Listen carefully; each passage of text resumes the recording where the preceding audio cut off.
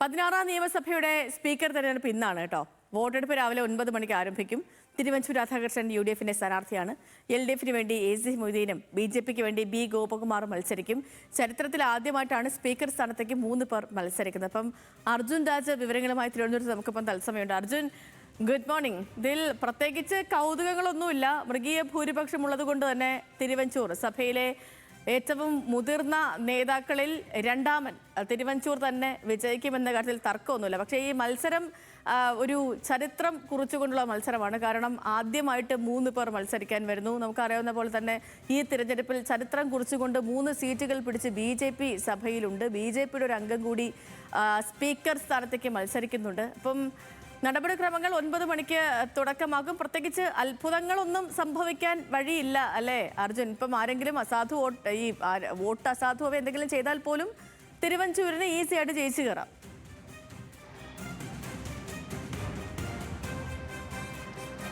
Sethu, good morning. പറഞ്ഞതുപോലെ തന്നെ ഒരു മത്സരം എന്ന നിലയ്ക്കൊന്നും ഇല്ല. ജനാധിപത്യമായിട്ടുള്ളൊരു പ്രക്രിയ ഇന്ന് നടക്കുന്നു.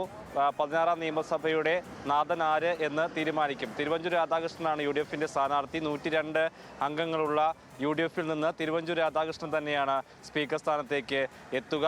LDF AC മൊയ്തീൻ, കുന്നംകുളം MLA-യും മുതിർന്ന നേതാവുമായിട്ടുള്ള AC മൊയ്തീനെ സ്ഥാനാർത്ഥിയാക്കി മത്സരിപ്പിക്കുന്നു. BJP ഇത്തവണ സ്പീക്കർ സ്ഥാനത്തേക്ക് കേരളത്തിൽ നിന്ന് മത്സരിക്കുന്നു എന്നുള്ളത് തന്നെയാണ് പ്രധാനപ്പെട്ടത്. ചരിത്രത്തിൽ ആദ്യമായി സ്പീക്കർ സ്ഥാനത്തേക്ക് 3 സ്ഥാനാർത്ഥികൾ എത്തുന്നു എന്നുള്ളത് തന്നെയാണ് ഇത്തവണത്തെ കേരള നിയമസഭയെ സവിശേഷമാക്കുന്നത്. രാവിലെ 9 മണിക്ക് തന്നെ തെരഞ്ഞെടുപ്പ് നടക്കും. ബാലറ്റ് പേപ്പർ രീതിയിലാണ് തെരഞ്ഞെടുപ്പ് നടക്കുക. ഓരോ അംഗങ്ങളും രഹസ്യമായി അവർക്ക് താല്പര്യമുള്ള സ്ഥാനാർത്ഥിക്ക് വോട്ട് ചെയ്ത്, അതായത് ബാലറ്റ് പേപ്പറിൽ അടയാളപ്പെടുത്തിക്കൊണ്ട് ബാലറ്റ് പെട്ടിയിൽ നിക്ഷേപിക്കുക എന്നുള്ളതാണ് അതിൻ്റെ നടപടിക്രമം.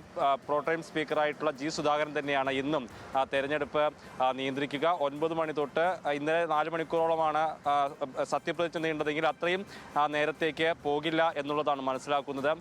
ഇതിൻ്റെ ക്രമീകരണം എന്ന് പറയുന്നത് MLA-മാരുടെ സത്യപ്രതിജ്ഞ അക്ഷരമാല ക്രമത്തിലായിരുന്നെങ്കിൽ ഇത് ഇരിപ്പിടമാണ് അതിൻ്റെ മാനദണ്ഡം. അതായത് മുഖ്യമന്ത്രിയിൽ നിന്നാണ് തുടങ്ങുക. ആദ്യ വോട്ടറായി എത്തുക മുഖ്യമന്ത്രി, അതിനുശേഷം തുടർച്ചയായി അങ്ങനെ മുന്നോട്ട് പോകും. ഏറ്റവും ഒടുവിലെ വോട്ടറായി എത്തുക പ്രതിപക്ഷ നേതാവായിരിക്കും. അതായത് മുഖ്യമന്ത്രിയിൽ തുടങ്ങി പ്രതിപക്ഷ നേതാവിൽ അവസാനിക്കുന്ന രീതിയിലായിരിക്കും വോട്ടെടുപ്പ് നടക്കുക.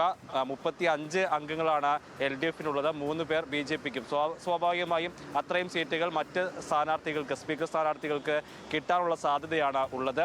ഏതെങ്കിലും തരത്തിലൊരു കൗതുകമോ വ്യത്യസ്തതയൊക്കെ തോന്നുക എന്ന് പറയുന്നത് ഏതെങ്കിലും വോട്ട് മാറുക എന്നുള്ളതായിരിക്കും. അതായത് 35 വോട്ടിൽ ഒരു വോട്ട് LDF-ന് കുറയുകയോ അല്ലെങ്കിൽ BJP-യുടെ ഒരു വോട്ട് കുറയുകയോ UDF-ന്റെ ഒരു വോട്ട് കുറയുകയോ ഒക്കെ ചെയ്താൽ ഒരു കൗതുകമുണ്ട് എന്നതിനപ്പുറത്തേക്ക് വലിയ മത്സരങ്ങളൊന്നുമില്ല. പക്ഷേ ഒരു രാഷ്ട്രീയ പോരാട്ടം എന്ന നിലയിലേക്ക് 3 സ്ഥാനാർത്ഥികളും എത്തുന്നു.